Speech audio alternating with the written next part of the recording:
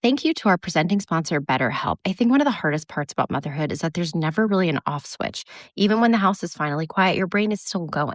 You're thinking about your kids, your marriage, work, whether you're doing enough, whether everybody's okay. It's constant. And I think so many moms are carrying around this invisible mental load that nobody really sees. There's also this pressure to always be grateful and happy all the time because you love your family so much, but loving motherhood and still feeling overwhelmed sometimes can both be true at the same time. And I think more moms need to hear that. Having someone to talk to outside of your everyday circle can really help you work through all of those thoughts and feelings.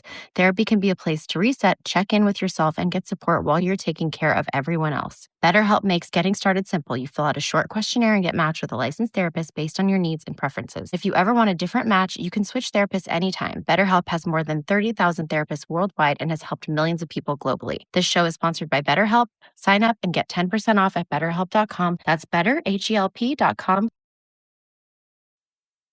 Insurance isn't one size fits all. That's why customers have enjoyed Progressive's Name Your Price tool for years now. With the Name Your Price tool, you tell them what you want to pay, and they'll show you options that fit your budget. So whether you're picking out your first policy or just looking for something that works better for you and your family, they make it easy to see your options. Visit Progressive.com. Find a rate that works for you with the Name Your Price tool. Progressive Casualty Insurance Company and Affiliates. Price and coverage match limited by state law.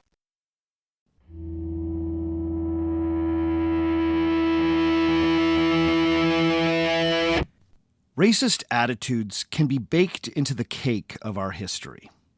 When we go back and try to understand a moment from the past, the unexamined prejudices and biases of historical actors can sometimes go unnoticed. And then, sometimes, they hit you square in the nose. The story I want to tell you today deals with the type of ambient racism that can pervade a society. It deals with prejudices that are entirely taken for granted, and the cavalier way that degrading stereotypes are deployed by people not giving them much thought. On Thursday, March 2nd, 1905, the mayor of Cambridge, England, received a very exciting telegram. The message had been sent from London's luxurious Hotel Cecil by one Henry Lucas, presumably some official from the British Foreign Office. The telegram read, quote, "To the Mayor of Cambridge, the Sultan of Zanzibar will arrive today at Cambridge at 4:27 for a short visit. Could you arrange to show him buildings of interest and send a carriage?" End quote. The mayor eagerly and politely responded in the affirmative. Cambridge was, of course, home to the world-famous university of the same name. It was not entirely unusual for foreign dignitaries to tour England's prestigious educational institutions. But this type of tour seems to have been a first for Mayor Campkin, who until recently had been a local pharmacist. A few hours later, a second telegram arrived informing the mayor that there'd been a slight change of plans. The visitor would actually be the Sultan's uncle, Prince Mukasa Ali, and the time of his arrival would be a touch later at 5:43. At the appointed time, a train from London pulled into Cambridge, where there was a carriage waiting to take the Zanzibari dignitaries to the town's Guildhall to meet with the mayor. The Zanzibari prince had come to Cambridge that day with a small entourage, including the Grand Vizier, a ranking Zanzibari nobleman, and a personal servant. They also brought with them a bowler-capped Englishman who was to act as their interpreter, as the mayor was informed that unfortunately none of the dignitaries spoke or understood English. Mayor Campkin greeted the visitors with the appropriate pomp. He presented the prince with a ceremonial guidebook of Cambridge, and the prince reciprocated with a gift of his own, the dorsal fin from the sacred shark of Zanzibar. After touring a charity bazaar in the Guildhall, a small crowd of curious townsfolk started to follow the exotically dressed entourage. From there, the group was led to the university, where they toured King's College and Trinity College. As they passed, young scholars doffed their caps or bowed to show respect to the august foreign guests. For their part, the royals seemed impressed by Cambridge and often gestured approvingly at the buildings while speaking to one another in their native tongue. They seemed especially taken by Trinity College's Great Court, which was famous for being one of the largest enclosed courtyards in all of England. And yet, there was something about these visitors that struck at least one of the guides as odd. The five men seemed strangely at home during the tour. Around the time that the group came to the Great Court, one clerk muttered to the mayor, quote, "These people seem to know their way about," end quote. But the tour was so brief that the mayor barely had time to find anything unusual. It was made known through the interpreter that the prince and his companions were eager to catch the 7:05 train back to London. And so farewells were said quickly, with a little less ceremony than might be expected, and the group hurried back to the train station. But what the mayor did not know was that this group had no intention of taking the train back to London. The entourage got on the train, but they then frantically ran the length of the vehicle and stealthily exited at the far end, where hopefully they would not be noticed by the representatives from the mayor's office who had sent them off. Now, why would they do something so strange? Well, if the group had gone back to London, it might have caused some trouble, because all of these fellows were technically due back in their dormitories at Cambridge by 10 p.m. As you might have guessed, the Prince of Zanzibar did not actually visit Cambridge that day. The whole thing had been a hoax pulled off by a group of irreverent undergraduates.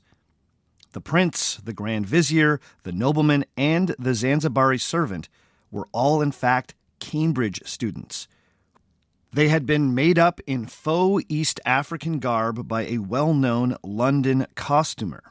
They'd also donned blackface makeup and false beards in their attempt to fool the mayor.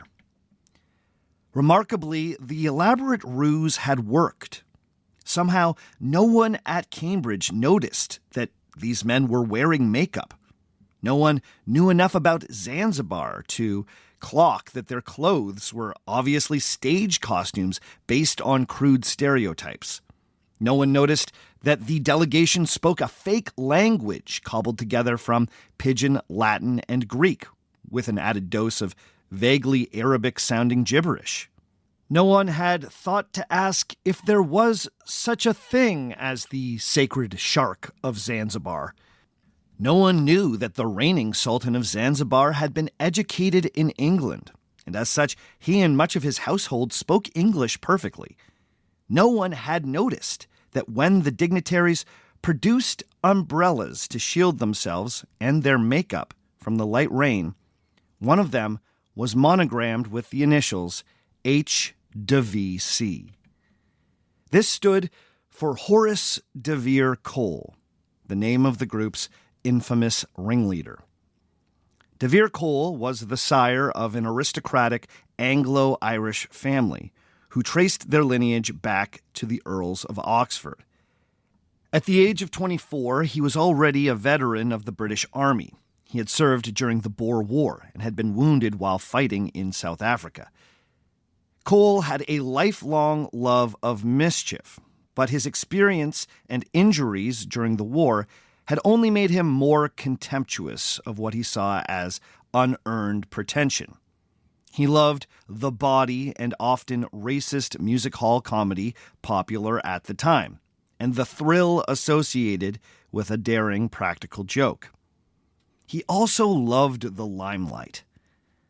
The so-called Zanzibar hoax might have remained a stunt remembered only by the perpetrators and a handful of Cambridge students in the know. This escapade should have faded into obscurity. But that wasn't the style of Horace de Vere Cole. He needed the world to know what he had pulled off. So he told the press. Even better, he told the Daily Mail the venerable English rag whose founder literally coined the term tabloid journalism. Just 2 days after the Cambridge tour, the Mail ran the headline, "Mayor hoaxed, Cambridge undergraduates daring trick, supposed royal visit, imposters received with civic honors."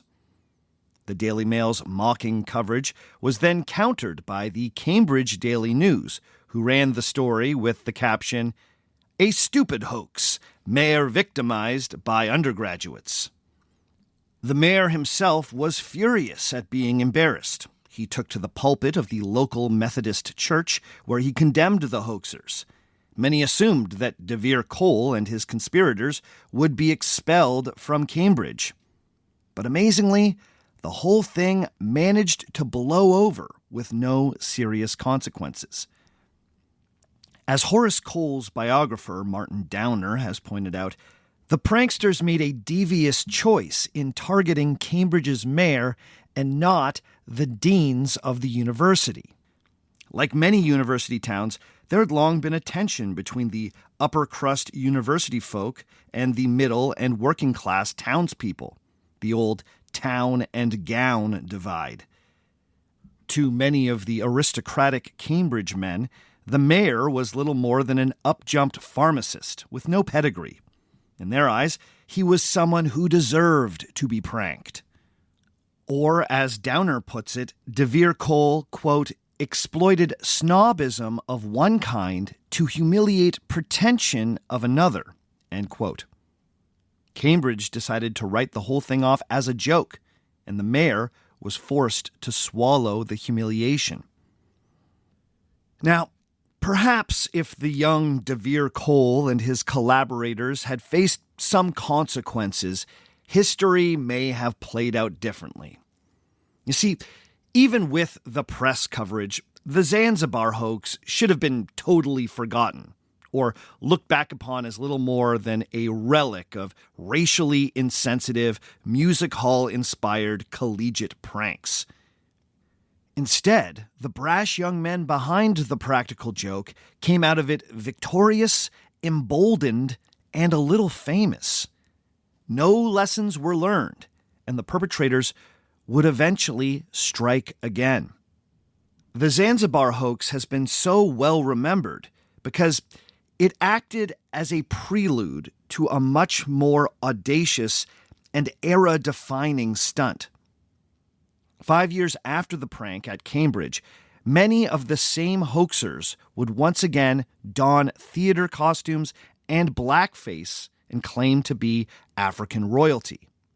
This time, a delegation from the Kingdom of Abyssinia, or modern Ethiopia. But on this occasion, they weren't just trying to embarrass a small-town mayor.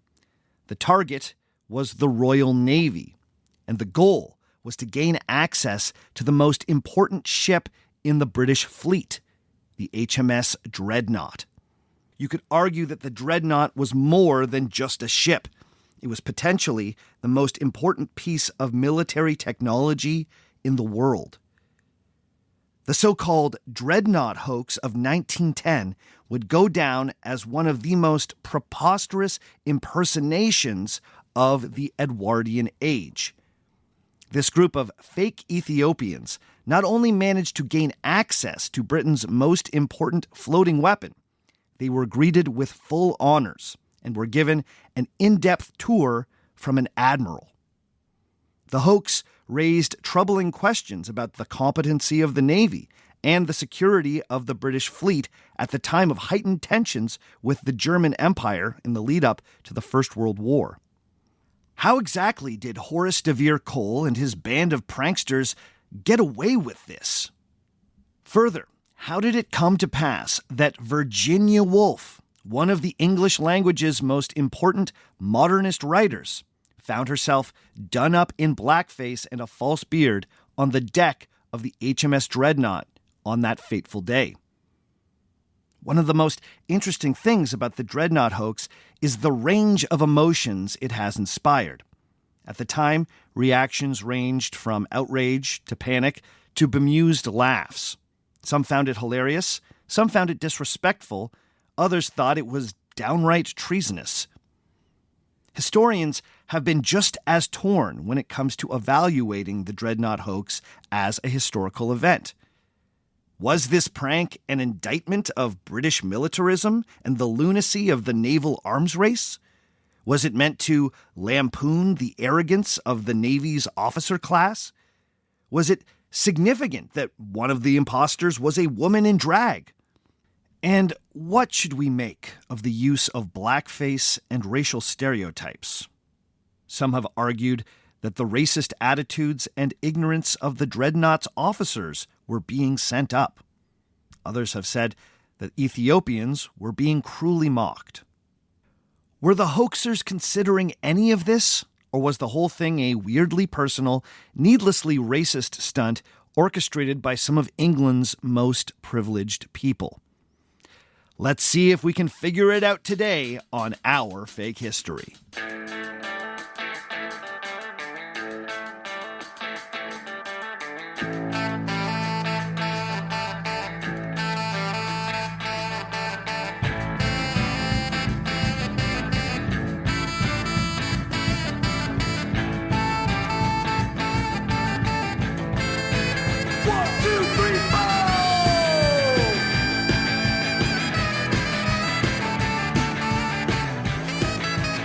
Episode number 251. What was the Dreadnought hoax?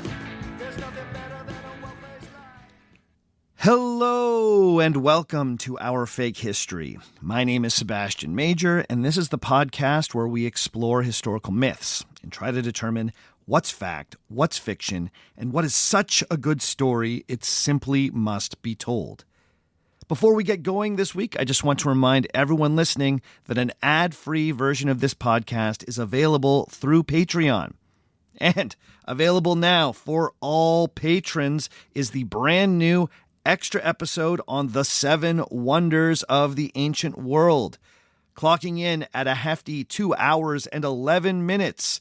This new extra is like a multi-part Our Fake History series served in one meaty package. I've gotten some really wonderful messages from the patrons who all say that they've been enjoying it. One of the nicest things I've heard was from a patron who was amazed at how much he learned from the show, even though he thought he already knew a ton about the wonders. To me, that was high praise, because that means that hopefully I found an original take on these amazing buildings which have been discussed for centuries. Now, patrons at all levels get access to that new extra. Support at $3, and you get access to literally dozens of patrons-only extras. Support at $5, and you get all the extras, plus an ad-free feed, a shout-out at the end of the show, and that warm, fuzzy feeling that comes with knowing that you're keeping this podcast viable. So, if you're interested, go to patreon.com/OurFakeHistory. This week, we are turning our attention to a topic that has been lingering on my to-do list for quite a long time. As longtime listeners know, I'm always hunting for stories of audacious hoaxes to share on the podcast. We've been steadily compiling a wonderful rogues gallery of imposters, con men, and humbug artists. The Dreadnought hoax is one of those pranks that makes every list of history's greatest hoaxes. The biographer Harry Greenwall called it, quote, the greatest hoax that has ever been perpetrated in Great Britain, end quote. Richard Boston, who devoted himself to collecting famous jokes, dubbed it, quote, one of the century's greatest practical jokes, end quote. The undeniable notoriety of the event has had it on my radar for quite some time. But I've waited to explore the Dreadnought hoax on this show. That's because the blackface and racial caricatures employed in Horace de Vere Cole's pranks need to be addressed thoughtfully. We should recognize at the outset that blackface performance has a long and hurtful history. In our attempt to understand this event, we shouldn't forget the harm that's been caused by blackface minstrelsy. In many ways, we're still reckoning with the legacy of this racist performance style, and I want to be respectful of that. It's easy to tell this story in a way that celebrates the pranksters, and that is not what I'm interested in doing. I've come back to this story because I think it tells us something about how historians and other academics sometimes look for meaning in events that might be meaningless. Now, at first blush, the Dreadnought hoax seems like it's loaded with meaning.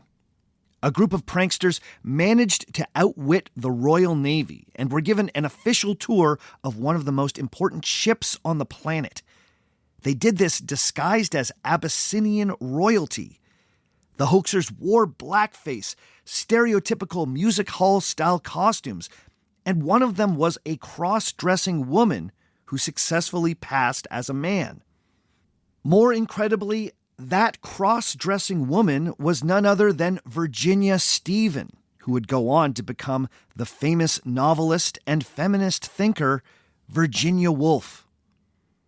These facts make the Dreadnought hoax rich for dissection. Many have assumed that the prank had to have been satirical, and for some, the supposed satire of the prank softens the more problematic elements of the Dreadnought hoax. Now, part of the reason many have read the prank as satirical has to do with the undeniable historical significance of the Dreadnought itself. The ship, originally launched in 1906, was lauded as a modern superweapon.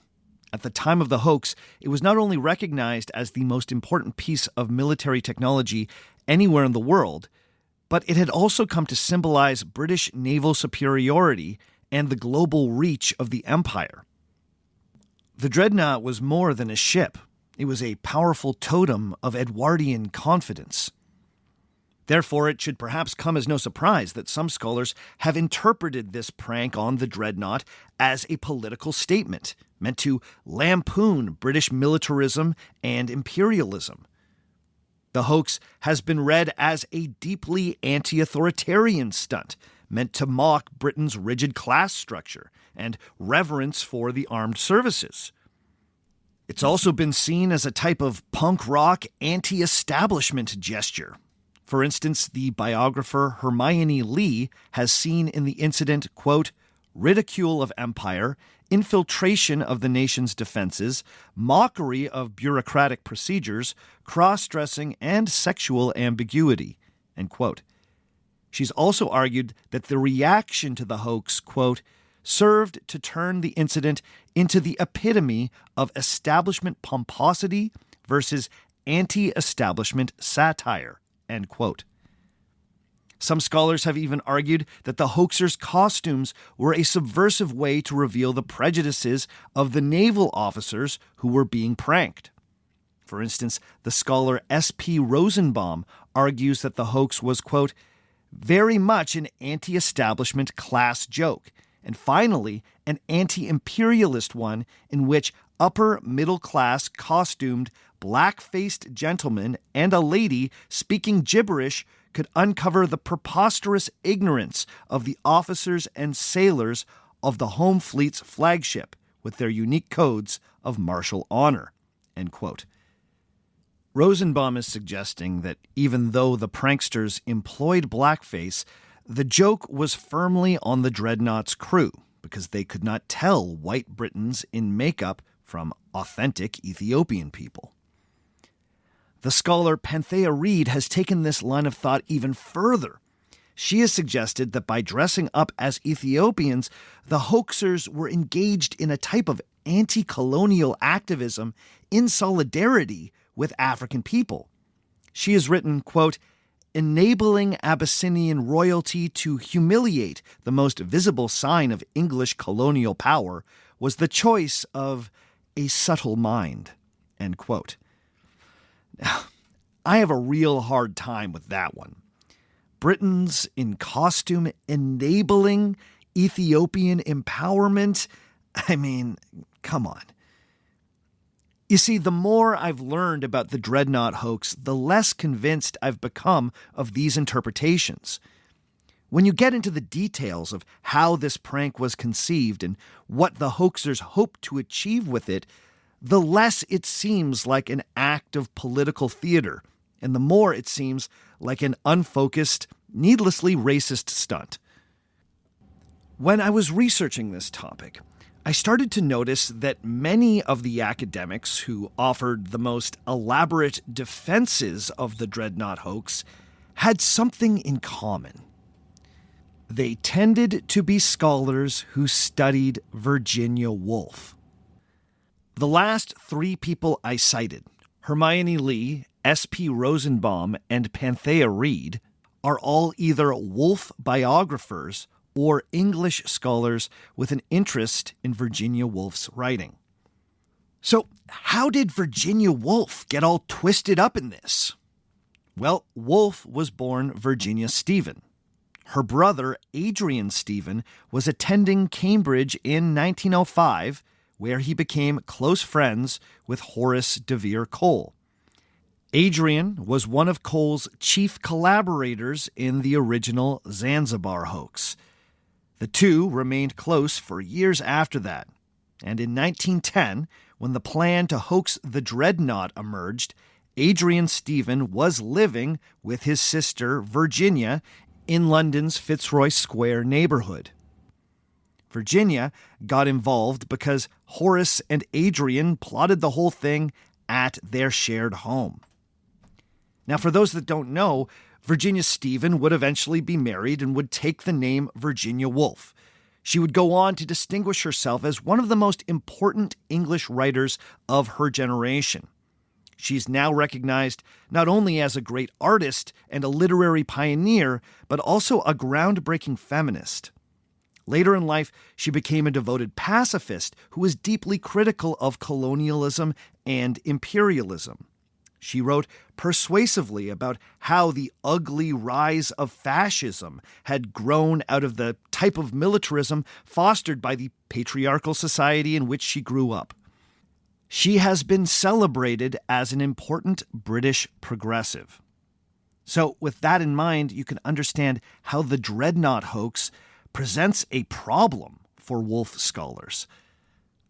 The modern academic who's looked at this issue most closely is Danielle Jones in her book, The Girl Prince, Virginia Woolf, Race, and the Dreadnought Hoax. She's pointed out that scholars interested in the work of Virginia Woolf have tended to either brush past the hoax as an impetuous and embarrassing youthful exploit, or they go to great intellectual ends to make the hoax fit within the feminist, anti-imperial politics of her later life. In this way, Virginia Woolf scholars have done much in recent decades to shape the historical reputation of the Dreadnought hoax. Now, normally, I don't like to come for the English department, but I believe that Woolf scholars defending their literary hero have actually contributed to a number of historical myths about this prank. It's been argued that the prank was politically minded, anti-authoritarian, and anti-establishment. I think we need to ask if any of that is true. Were the hoaxers consciously trying to make a point about British militarism, or has that justification been cooked up after the fact by admirers of Virginia Woolf? Well, let's take a close look at the events of February 1910 and see what we can discover.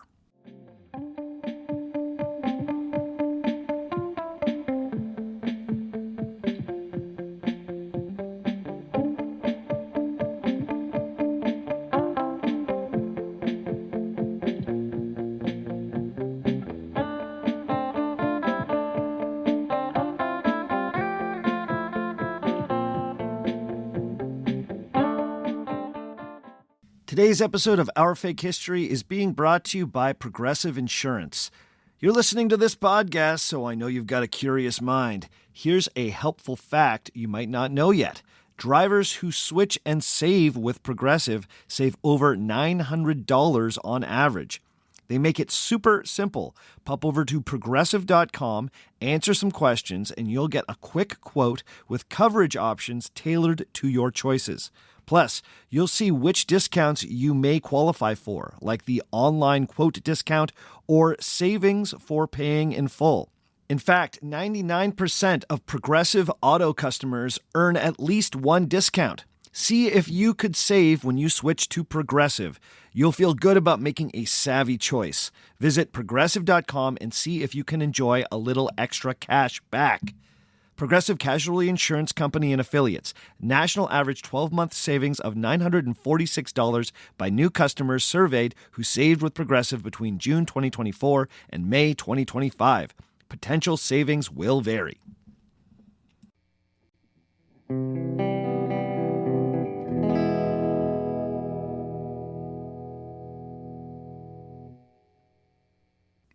To understand this hoax, we first need to take a minute to consider the HMS Dreadnought.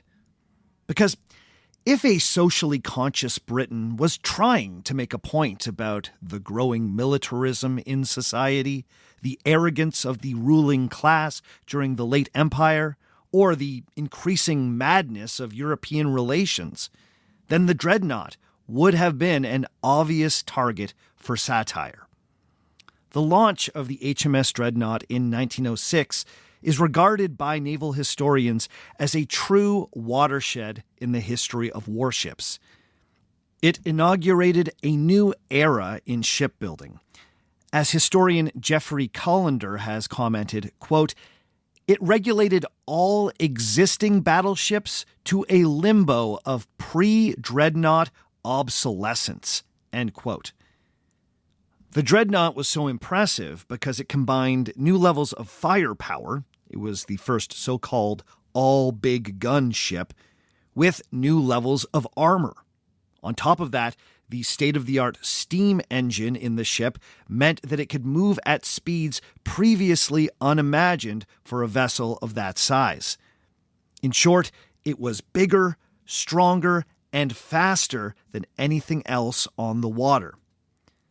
The ship's launch was also understood as a provocative escalation in the naval arms race that had been going on between Britain and the German Empire since the late 19th century. Keeping an edge on the Germans became a defining part of British politics during this period. And after the launch of the HMS Dreadnought, the focus became squarely on building more dreadnoughts. The jingoistic British media of the day helped whip up public support for even greater naval expansion. Pro-military crowds were known to interrupt political speeches to chant, "Dreadnought, Dreadnought." In 1909, a campaign that pushed for the British government to build 8 more Dreadnought-class ships was helped along by the chantable slogan, "We want 8 and we won't wait." The Dreadnought was a potent propaganda tool and a symbol of British patriotism. Beyond that, the ship was fully embraced by popular culture in a way that few pieces of military hardware have been since. Historian Jan Ruger has pointed out that, quote, "There were Dreadnought songs, poems, books, and films," end quote. There was an operetta composed in honor of the ship. The Dreadnought became part of British advertising, as consumers were encouraged to, quote, "Dreadnought and buy British clothing," or "Drink Oxo and Dreadnought," end quote. Sneaking aboard the Dreadnought was not like sneaking aboard any other Royal Navy vessel. The Dreadnought was dripping with symbolism. And yet, the people behind the hoax did not seem to be particularly concerned with the ship's cultural baggage when they started plotting their practical joke. One of our key sources for all this is Virginia Woolf herself. In 1940, she gave a talk at London's Women's Institute where she reminisced about the hoax that was now 30 years in her past. Historians have shown that her recollection of the event was not always perfect, But her take on the prank remains essential for those seeking to understand it. She would remember that the whole thing got started when a naval officer who was good friends with her brother and Horace de Vere Cole came to them with a bit of a challenge. His ship, which Wolfe remembered as the HMS Hawk, had a good-natured rivalry going on with the Dreadnought. Now, interestingly, biographer Martin Downer thinks that Virginia Woolf may have misremembered the name of the rival ship. He thinks that unnamed naval officer who prompted the whole thing was actually Bernard Buxton, the seafaring cousin of one of the Zanzibar hoaxers, Leland Buxton. Bernard Buxton served on the HMS Indomitable, not the Hawk. Either way, there had been a bit of a prank war going on between the sailors on the Dreadnought and the sailors on a rival ship, either the Hawk or the Indomitable. According to Wolfe, this sailor, likely Bernard Buxton, came to Horace de Vere Cole and said, quote, "You're a great hand at hoaxing people. Couldn't you do something to pull the leg of the Dreadnought?" End quote. Wolfe would remember that, quote, "This was a red rag to a bull," end quote. She did not believe that Cole was trying to make any kind of political point with the Dreadnought hoax. He did it because he had been dared to, and he couldn't turn down a challenge. Or as she put it, quote, "It put him on his mettle. Anyone can hoax a policeman, but to hoax the flagship of the Channel Fleet was a very different matter." End quote. He was drawn to the prank not because he wanted to embarrass the Navy or make a point about the Emperor of Abyssinia or take a stand against militarism. He was drawn to the stunt because it was challenging, risky, and would enhance his profile as England's greatest prankster.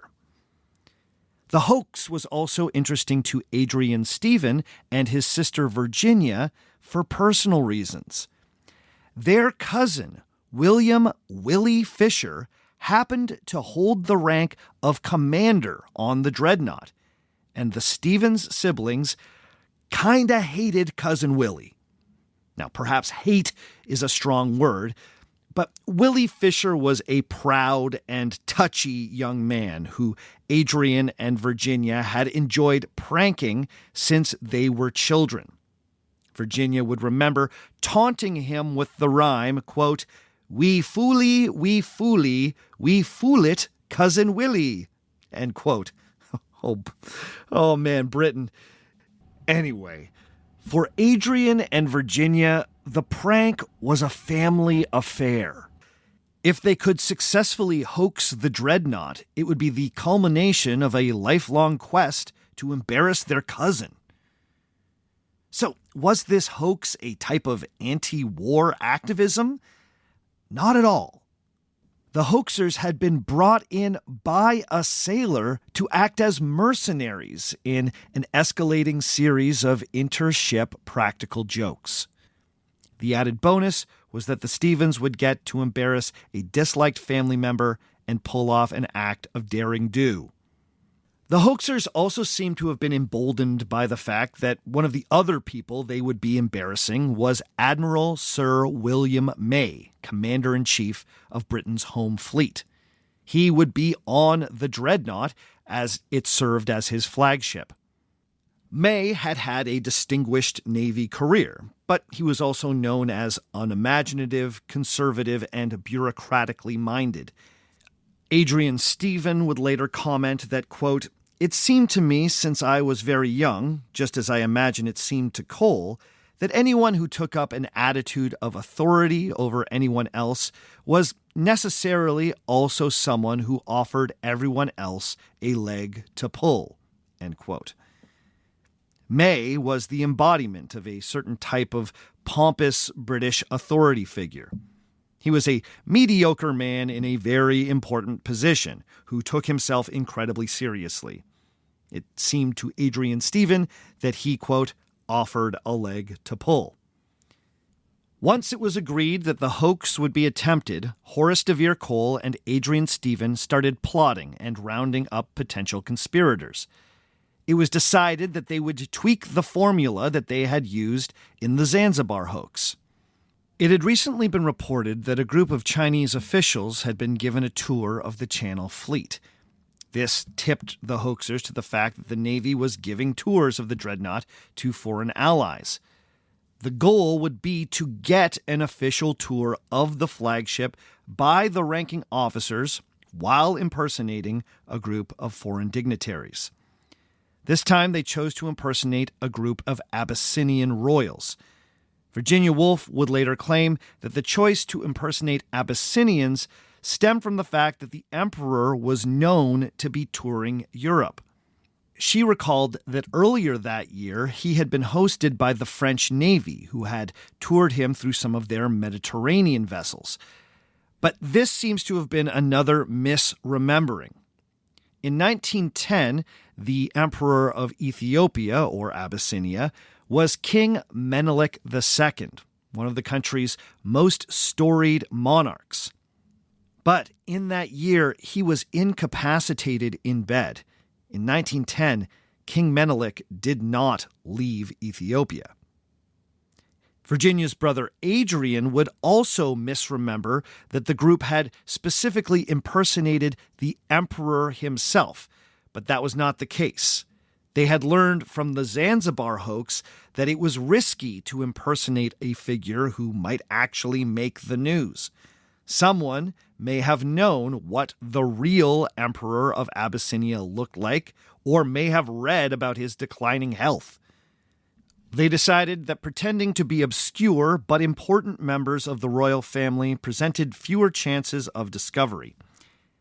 In 1910, the Kingdom of Abyssinia was allied with the British.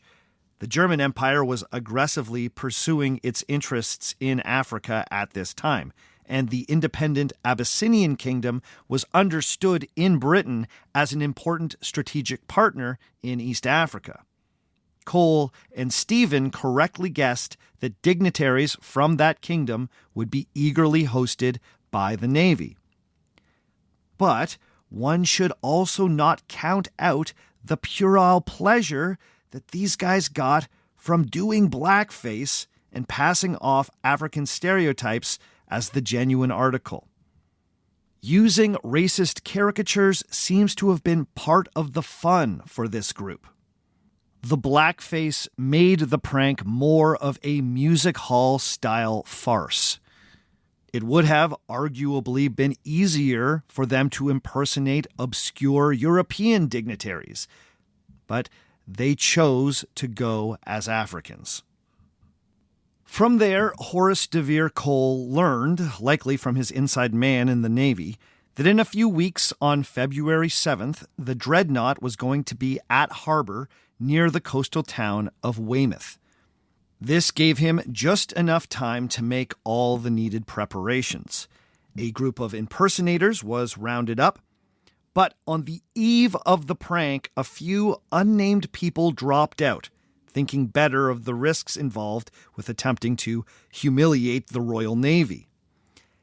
These last-minute dropouts were the reason why Virginia Stephen got involved.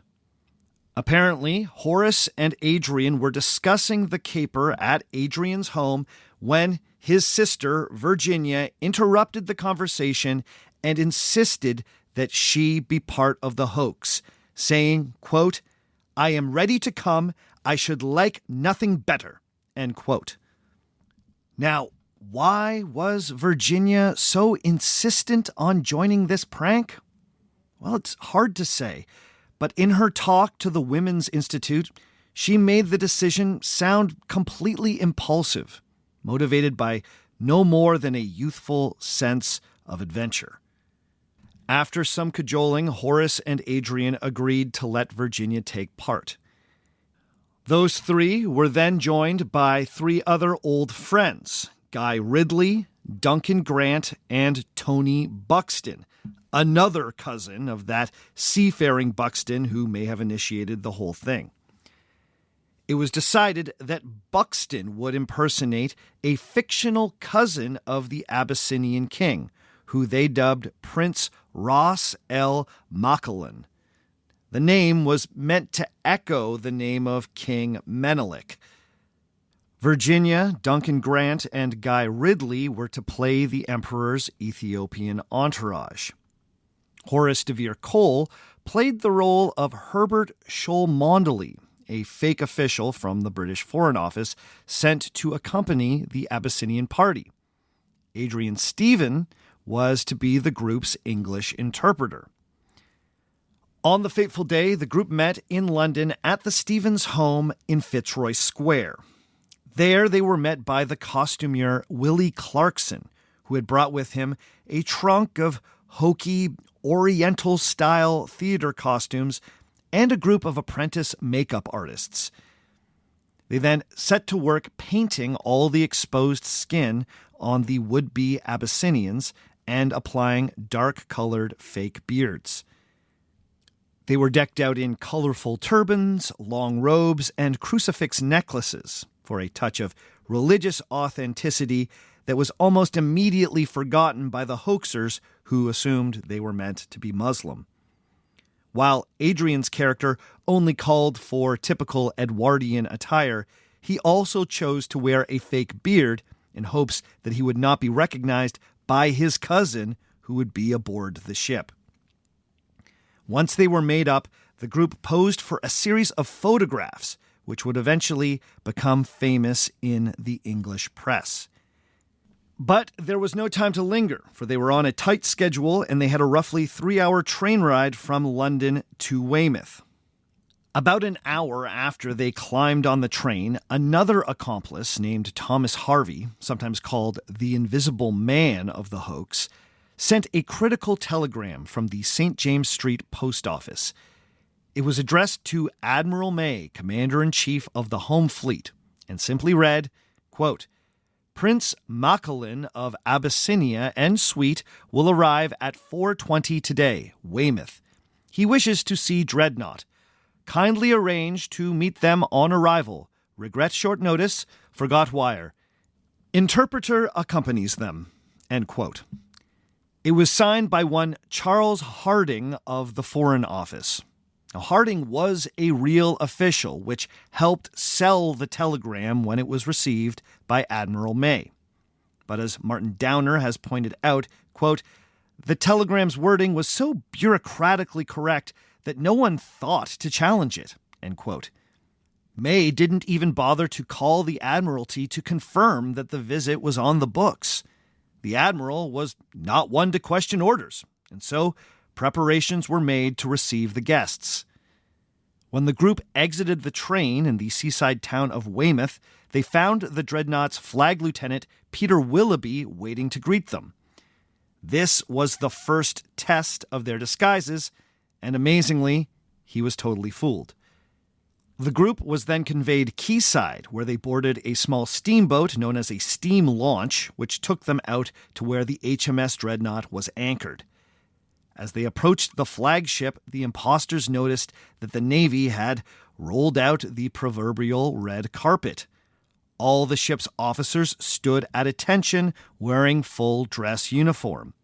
A band of Royal Marines greeted the party by, weirdly, playing Yankee Doodle Dandy. Then, not knowing the Abyssinian national anthem, they launched into the national anthem of Zanzibar, which quietly delighted Horace Cole. Virginia remembered seeing her cousin, Commander William Fisher, as soon as she boarded the Dreadnought, and was relieved when he solemnly saluted her. Clearly, he did not recognize his cousins in disguise.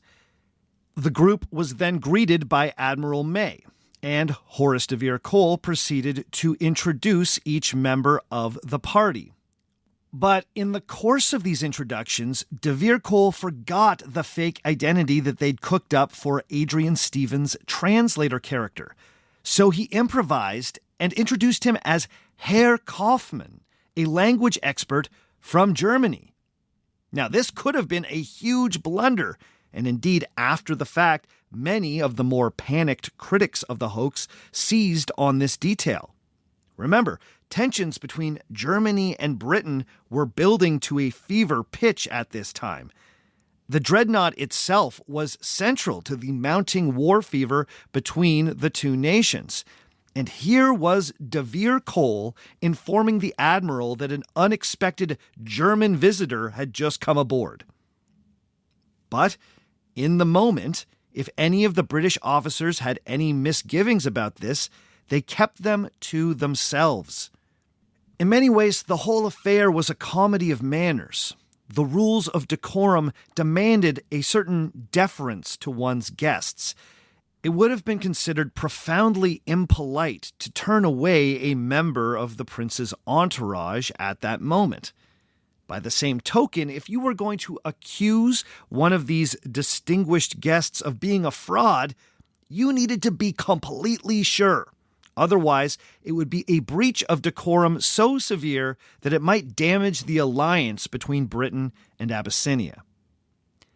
In the moment, the fast-talking Horace de Vere Cole, in his guise as the Foreign Office official, kept things moving with the admiral. The group was then allowed to inspect the ship's honor guard. They were taken along the decks and were shown the Dreadnought's enormous guns. The captain of the ship even offered to fire the weapons as a salute to the Abyssinian royalty, which the group politely declined. They were then taken to the state-of-the-art wireless room and then below decks. Bizarrely, they were shown the officers' bathrooms. This particularly worried Virginia Woolf, who thought that they might have been led to the washroom to have their makeup forcefully washed from their faces. But this did not happen. The Dreadnought's officers just seemed to think that the washrooms were particularly well appointed. At one point, the group was offered tea and refreshments in the wardroom. Now, the impostors had been warned that eating or drinking anything could have potentially ruined their disguises. So Adrian Stephen quickly improvised the excuse that the Abyssinians could only eat food that had been specially prepared in accordance with their religious rules. But he forgot, or perhaps never knew, that real Abyssinian royals were Christians and not Muslims. In hopes to hurry things along, he also told the Dreadnought's officers that at sundown the group would need to prostrate themselves towards Mecca. This could have been another disaster if anyone on board had known anything about Ethiopia, or had simply noticed that the supposed royals were all wearing large crucifixes around their necks. But once again, no one questioned a thing. In fact, Admiral May became so preoccupied with the idea that a Muslim ritual might be performed on board the Dreadnought that he officially delayed sunset. Or, more specifically, he commanded the buglers not to signal the end of the day until the ship's guests were well on their way. Of course, the hoaxers were in no mood to overstay their welcome. Cole informed the officers that the prince was set on catching the 6 o'clock train out of Weymouth. So polite goodbyes were made, the Marine Band struck up God Save the King, and the guests were once again saluted and loaded onto the steam launch, which took them back to shore. The group was then ushered back to the train station where they just made the 6 o'clock. Once aboard, they breathed a sigh of relief. Amazingly, they had pulled it off. But, interestingly, almost all of the hoaxers would later remember having all sorts of mixed emotions in the direct aftermath of the prank. What exactly had been the point of all that? In particular, Adrian Stephen would remember feeling guilty when he considered how accommodating and kind the naval officers on the ship had been. He would write that he felt conflicted about, quote, mocking, even in the friendliest spirit, such charming people, end quote. Horace Cole would admit the same in a letter to a friend, writing, quote, they were tremendously polite and nice. Couldn't have been nicer. One almost regretted the outrage on their hospitality, end quote. The pranksters had no real problem with the Navy. nor were they trying to make a point about militarism. So it was decided on the train that the conspirators should keep this particular exploit to themselves, as the consequences of it becoming public might be dire. But, as we know, that was not the style of Horace de Vere Cole. When they arrived back in London, most of the exhausted group returned to their respective homes to wash off their makeup. Cole, on the other hand, went directly to his upper crust social club, where he started drinking and loudly bragging about the day's exploit. The secret of the hoax was almost immediately blown. Within a few days, all of the details were in the London papers. So, let's pause here. And when we come back, we'll look at how the British public reacted to the Dreadnought hoax and how it has been remembered since.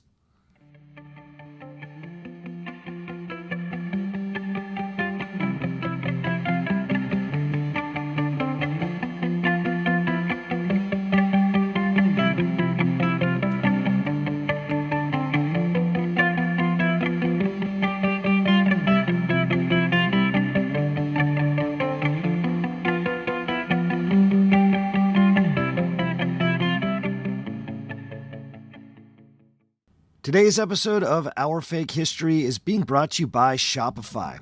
Picture this, it's late at night and you're scrolling through your feeds when all of a sudden you see it, that one product that you've been looking for. You click the link, add to cart, maybe even shop around a little more before finally hitting checkout. As you're filling in your address, you realize you don't have your card anywhere near you. That's when you see it. That purple pay button that has all of your information saved, making checking out as simple as a tap on your screen.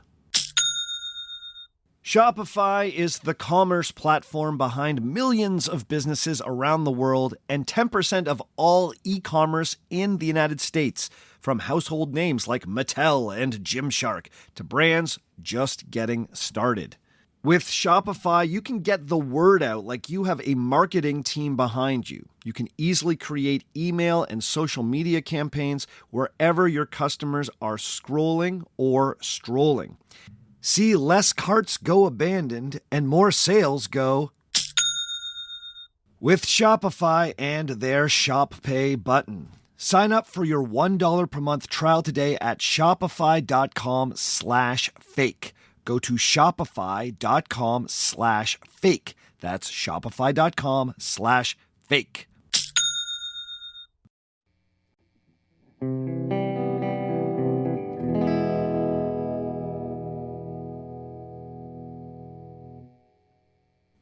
It only took a few days for the story of the Dreadnought hoax to leak to the London papers. Now, it's possible that the story was provided to the press by one of Horace Cole's clubmates, but most people think that Cole likely planted the story himself. The paper that broke the story was London's Express. Their article was headlined, "Sham Abyssinian Princes Visit the Dreadnought." Soon, other articles appeared in the Daily Mail and the Daily Mirror, which featured photographs of the group in full costume. Many of the myths associated with the Dreadnought hoax can be traced to the very first newspaper report about the escapade in the Express. First, the Express was very focused on the blackface of it all, but not in a critical way. The already outrageous costumes worn by the hoaxers were further exaggerated by the Express. This paper took an already racially fraught prank and somehow made it more racist. As Martin Downer has pointed out, quote, "The description of the Abyssinian costumes and makeup was sensationalized and so outlandish that it could have only been written to satisfy Edwardian racial stereotypes," end quote. For instance, the article claimed that the hoaxers wore coarse minstrel-style wigs and offensive false lips. The Express also included the detail that, quote, "The princes were shown everything, and at every fresh sight they murmured in chorus, bunga bunga, which was interpreted to mean, "Isn't it lovely?" End quote. Now, it is deeply unclear where the Express got the story about the imposters saying bunga bunga every time they saw something impressive on the Dreadnought. None of the participants in the hoax claimed that any of them had used this ridiculous exclamation. According to Adrian and Virginia, the group had cobbled together a fake language that used Latin, Greek, and some hastily learned Swahili. None of the hoaxers knew enough about the people they were impersonating to know that Ethiopian royals spoke Amharic. While on the Dreadnought, they had kept their voices low and conversed quietly in this fake language so as not to bring too much attention to it. They definitely did not shout out bunga bunga every time they saw something interesting. The writers at the Express seem to have either made up bunga bunga or printed a rumor that had come from a source who had heard the story secondhand. But predictably, bunga bunga was the thing that everyone remembered from this article. It became a bit of a catchphrase for the Dreadnought hoax. Soon, children on the streets of London were yelling it at sailors or anyone they saw in a naval uniform. Admiral May himself was allegedly heckled with calls of bunga bunga while he was out walking. Within a week, the hoax, which had been so obviously inspired by music hall minstrelsy, was now itself inspiring songs and sketches being performed in London's music halls. One song performed in 1910 went, quote, "When I went aboard the Dreadnought ship, I looked like a costermonger. They said I was an Abyssinian prince, 'cause I shouted, bunga bunga." End quote. For those unfamiliar, a costermonger is someone who sells things from a cart. The joke is that the costumes were cheap-looking, and yet they still managed to fool the Navy. The coverage in the Express and other papers both reveled in and exaggerated the racial stereotypes which had been part of the hoax. The Express made the whole thing into an unambiguous minstrel show, complete with a catchphrase meant to mock African languages. For her book, The Girl Prince, the historian Danelle Jones went through dozens of newspaper reports to get the full scope of how the Dreadnought hoax was reported on by both international and British papers. She's pointed out that none of the news reports she found had anything critical to say about the hoaxer's choice to use blackface makeup. It can be easy to get the impression that in 1910, no one really had a problem with blackface. But that is not the case. Danelle Jones reminds us that as soon as you start looking for the perspectives of black people from this period, you very quickly find critical voices. For instance, the American abolitionist Frederick Douglass had been condemning blackface minstrelsy in the pages of his newspaper The North Star since the 1840s. He was unequivocal in his belief that the practice contributed to the oppression of black people. But of course, that was in the American context. How did black people living in Edwardian England feel?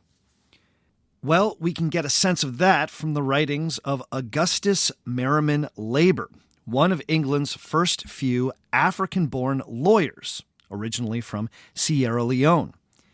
In 1909, he published a satirical book of observations about England from the perspective of an African traveler. This book was meant as a send-up of the travelogues written by Europeans about Africa, which he found to be condescending. His book used the same gawking and bewildered tone to describe the sights on the streets of Edwardian London. In that book, he takes time to describe British blackface performers, and he doesn't mince his words. He writes, quote, "The minstrel is the worst sinner of the lot. I wish that all these fiends and their friends, rascals who are made black as the result of their profession, or who make themselves black for the purpose of their profession, shall someday find it very black and warm with Beelzebub." End quote. Now, in case you were confused by Merriman's play on words, he was basically saying that everyone who does blackface can go to hell. The point is that in 1910, not everyone thought that blackface was harmless fun. People with African ancestry were condemning it. But unfortunately, their voices were pushed to the margins and were often ignored. Now, interestingly, the American papers that covered the hoax tended to be more fascinated by the fact that a woman in drag had been one of the pranksters. The Washington Post ran the headline, "Girl Hoaxes the British Navy." The Dorchester Mail couldn't resist the pun that a woman, quote, "had stepped into the breach and the breeches," end quote. The American press clearly liked the idea that the mighty Royal Navy had been humiliated by a woman. Now, in case it wasn't clear, this wasn't out of some deep feminist sympathies. This was more like, "Ha ha, you got beaten by a girl." But as I mentioned earlier, some Virginia Woolf scholars have tried to use this element of the prank to reframe it as secretly progressive, anti-imperialist, and feminist.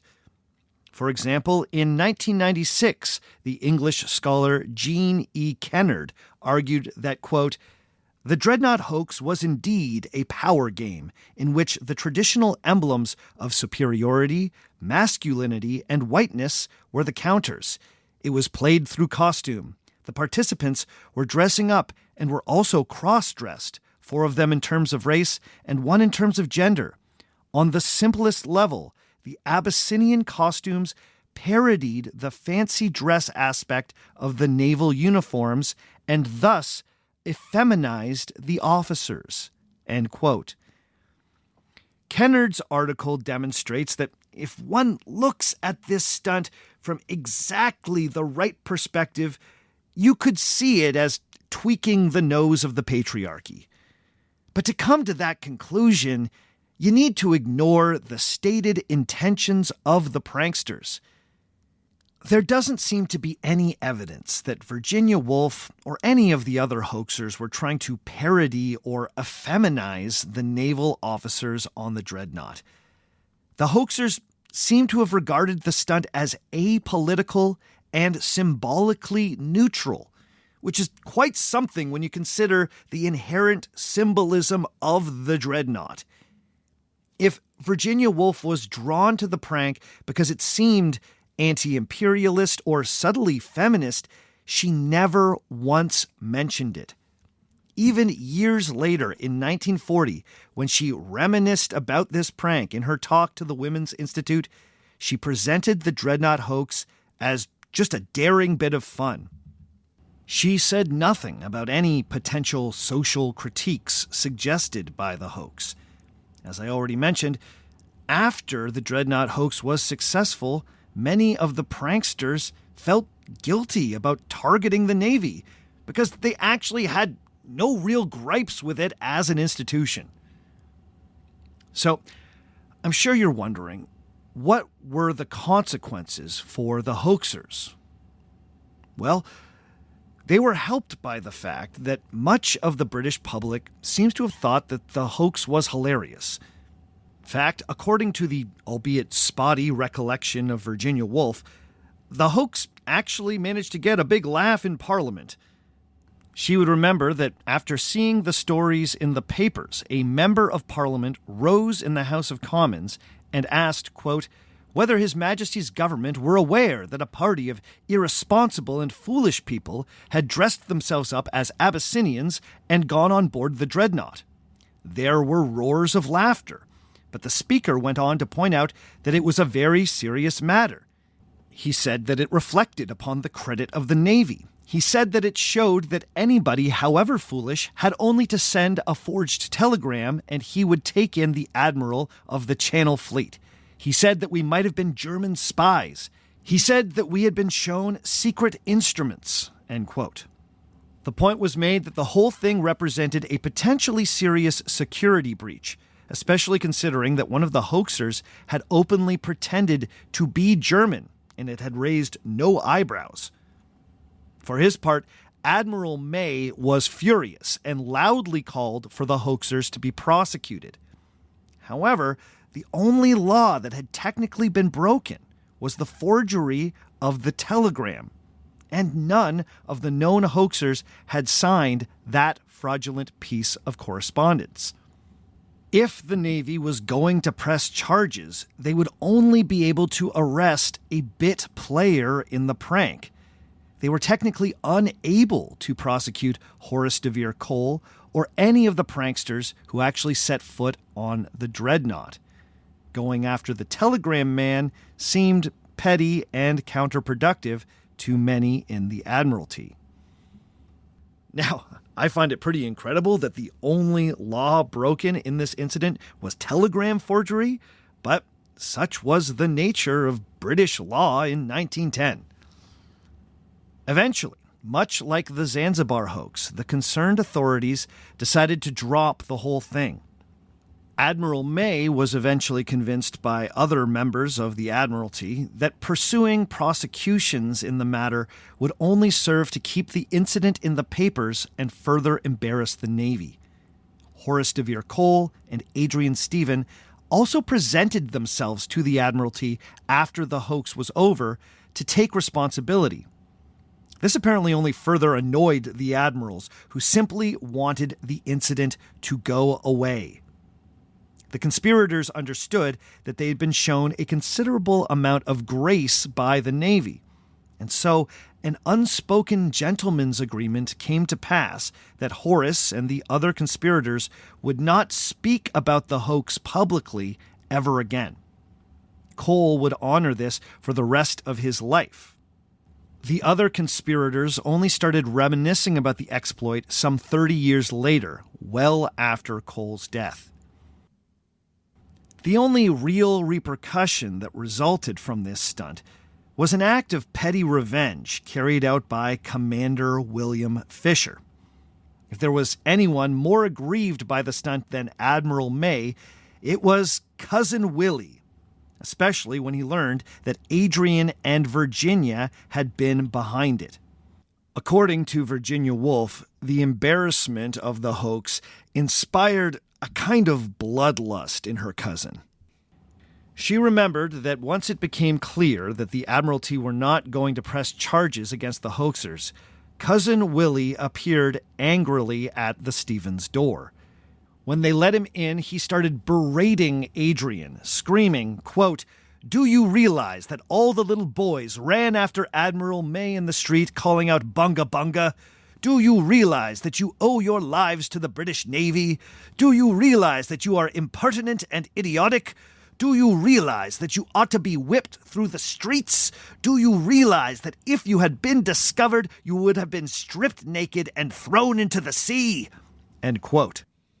From there, he told his cousin that he would like to personally thrash him, but he was held back by an obscure naval regulation which forbade officers from fighting family members. Instead, he intimidated Adrian Stephen into giving him the addresses of the other conspirators. And in a particularly cowardly moment, Adrian gave in. From there, Willie Fisher got together a goon squad of tough-looking sailors and headed out to find the conspirators and give them each a paddling. This would apparently avenge the Navy's wounded pride. The first hoaxer they caught up with was Duncan Grant, who was kidnapped off his porch wearing his pajamas and housecoat. They then drove him across town to a private place where they could do the paddling. But apparently, Grant was so sincerely apologetic and so willing to take his licks that the sailors felt ridiculous about the whole thing and only gave him a few gentle pats on the backside before deciding that the wrong had been righted. They even offered to drive Grant home, but he refused, pointing out that they were near a tube station and that he could quickly hop a train back to his house. Weirdly, Duncan Grant in his PJs came out of the whole thing seeming more mature than the vengeful sailors. Next, Willie and his gang tracked down Horace de Vere Cole. Now, it's a little unclear exactly what went on between Cole and Commander Fisher. Horace Cole would eventually claim that the two men argued about the nature of his punishment in his drawing room before Horace proposed that he would only allow himself to be paddled if he could paddle William first. Amazingly, we're told that Commander Fisher agreed to this, and a ridiculous scene of mutual bum-smacking played out. Now, this story doesn't make much sense and seems very unlikely. It was probably cooked up by Cole to further embarrass the commander. There is another story out there that the group of sailors gave Horace a fairly sound beating while William Fisher looked on. But after that, the Dreadnought hoax was officially over. The pranksters got off incredibly lightly. This speaks to the completely different culture around national security that existed before World War I. The fact that the Dreadnought hoax was barely illegal tells us volumes. By 1914, with the outbreak of the Great War, this type of hoax would have been perceived very differently. Even in 1910, I can't help but think that one of the big reasons why the Dreadnought hoax was laughed off had to do with who perpetrated it. Horace de Vere Cole was firmly upper class, and in Edwardian England, that mattered. As historian Moira Marsh has pointed out, quote, "In Edwardian England, upper-class pranksters were allowed, even expected, to indulge in licentious play that would have been labeled hooliganism if the perpetrators were from the lower classes." End quote. One wonders what the reaction to the hoax would have been if the hoaxers were discovered to have been working-class Britons or real African people. My suspicion is that both the Admiralty and British law enforcement may have been less indulgent. This is part of the reason why the prank was not perceived as being especially subversive or politically charged at the time. The Navy's officer class were being poked at by an aristocrat and his upper-middle-class compatriots. The elite Cambridge University set were making a friendly jab at the elite military set. In terms of the British class system, these folks were more or less part of the same club. For the Stevens, this was literally about embarrassing a family member.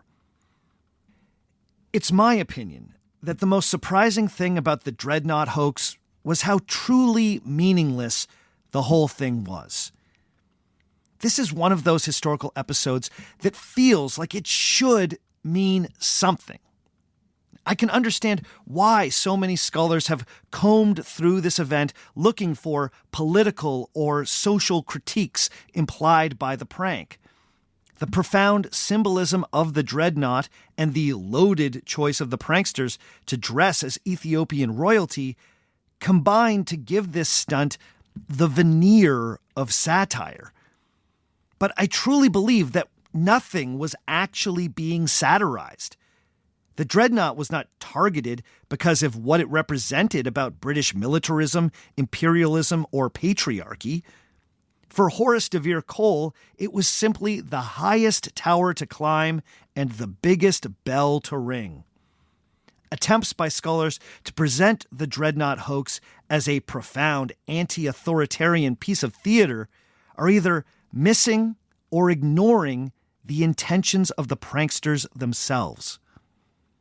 I believe that the instinct to give the Dreadnought hoax a veneer of intellectual respectability comes from a desire to defend or explain the choices of the young Virginia Woolf.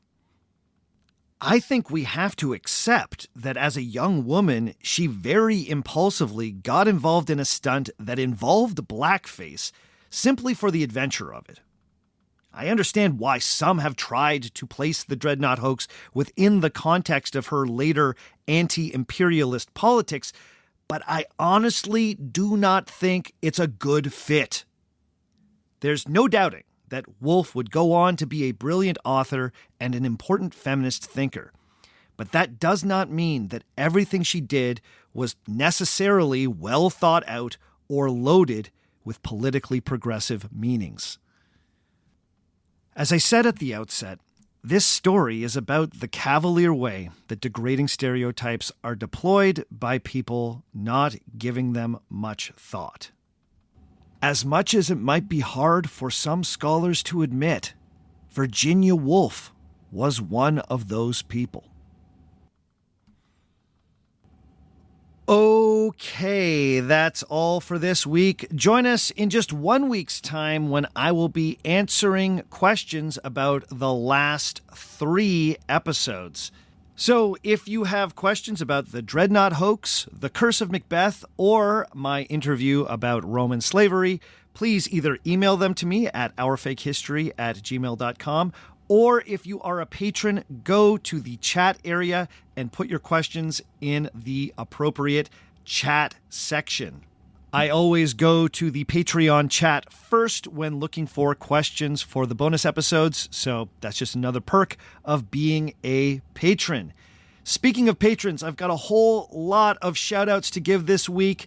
Big ups to Matt Ambrogi, to Jana Bichert, to Wade Qatar, to Duncan Lejtenyi, to Brian Bastida, to Kaylin Conroy, to Emily Ostro, to Henry, to Chop, to Tabsy, to Jen Mueller, to Christopher Hyde, to Scott Roy, to Sean and Dash Williams, to Momchil Georgiev, to Rob Fisher, to Jonas Zimmerman, to Matt S., to Tyler Montasa, to Michael Moore, to Terry Cook, to Diffalade LLC, to Emily Truesdale, and to Sam Costley. Wow, that was a long list. I think all of these people are excited about the new extra we have available at Patreon. Thank you for your support. It means absolutely everything. I know I say this all the time, but it's the truth. The reason this show keeps coming is because so many people are enthusiastic about it. The support through Patreon is incredible. Thank you again to all of the show's supporters. If you would like to get in touch with me, you can find me all over social media. I'm at Instagram at ourfakehistory. I'm on Facebook at facebook.com/ourfakehistory. I'm on TikTok at ourfakehistory. I'm on Blue Sky at ourfakehistory. I'm on YouTube putting out YouTube videos as Our Fake History.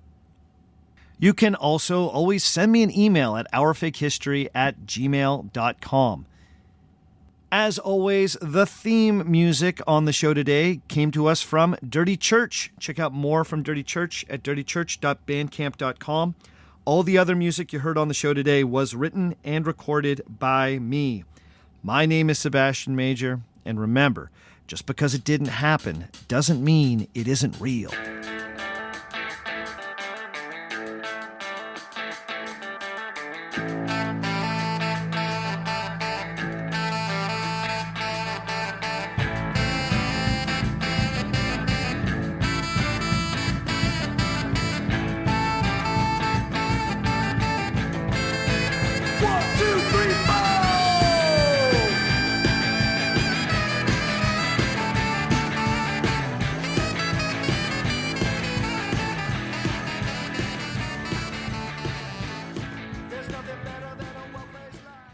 At first, I didn't think it was real.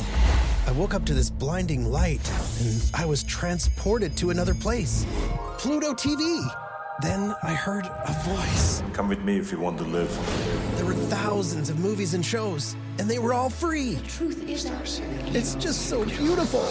On Pluto TV, free streaming of Terminator 2, Fringe, Arrow, The 100, and The X-Files may cause excitement, loss of sleep, and sudden belief in extraterrestrials. No credit cards or alien encounters necessary. Pluto TV. Stream now, pay never.